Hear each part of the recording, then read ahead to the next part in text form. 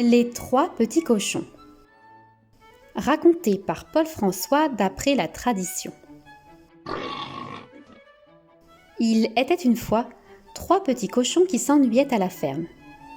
Ils voulaient avoir leur maison bien à eux, mais chacun voulait la construire à son idée. Moi, je la voudrais comme ci. Moi, je la voudrais comme ça. Et moi, comme ci, comme ça. Ils n'arrivaient pas à se mettre d'accord. Partons chacun de notre côté. Dit le plus jeune. Nous verrons bien qui de nous trois fera la plus jolie maison. C'est une bonne idée. Dirent les deux autres. Et ils s'en allèrent chacun de leur côté.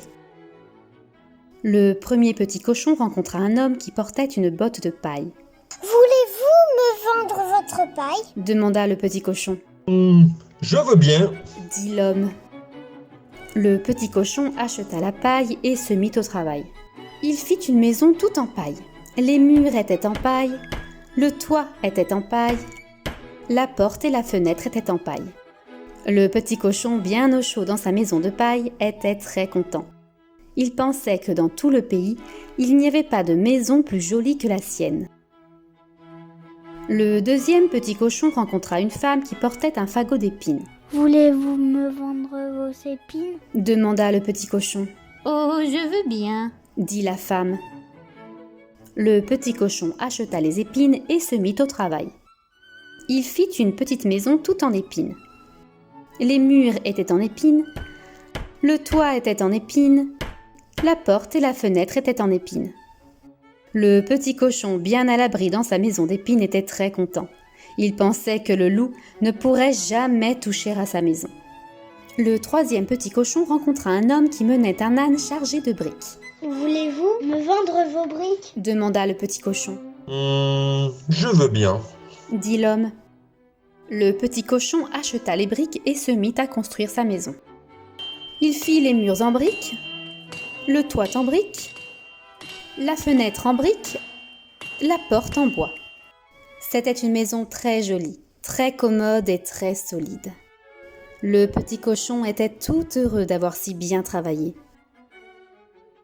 Quelques jours plus tard, le loup vint frapper à la porte de la maison de paille. « Ouvre-moi ta maison de paille, petit cochon !»« Non, je n'ouvrirai pas !» Alors je taperai du pied, je soufflerai, je cognerai. Ta maison tombera par terre et je te mangerai. Tape si tu veux, souffle si tu veux, cogne si tu veux, je n'ouvrirai pas. Le loup tapa du pied, il souffla, il cogna, et la maison de paille tomba par terre. Mais le petit cochon se sauva. Il courut de toutes ses forces jusqu'à la maison d'épines. Son frère l'avait vu venir. Vite, il le fit entrer, referma la porte au nez du loup. « Ouvre-moi ta maison d'épines, petit cochon !»« Oh non, je n'ouvrirai pas. » Alors je taperai du pied, je soufflerai, je cognerai. Ta maison tombera par terre et je vous mangerai tous les deux. Tape si tu veux, souffle si tu veux, cogne si tu veux, je n'ouvrirai pas. Le loup tapa du pied, il souffla, il cogna, et la maison d'épines tomba par terre. Mais les deux petits cochons se sauvèrent. Ils coururent de toutes leurs forces jusqu'à la maison de briques. Leur frère les avait vus venir. Vite, il les fit entrer, referma la porte et, cric-crac, donna 2 tours de clé.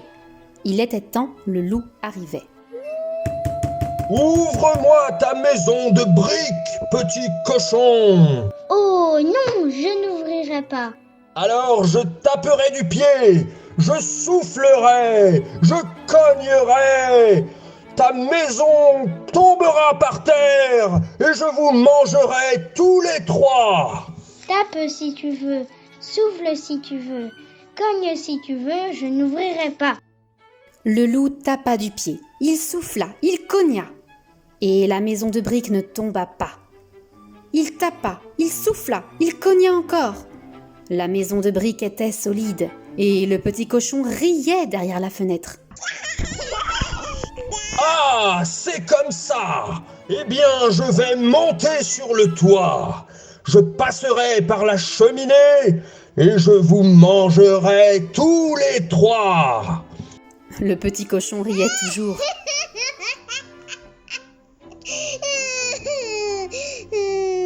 Il alla rajouter un peu de bois sec dans la cheminée sous la grande marmite de soupe chaude.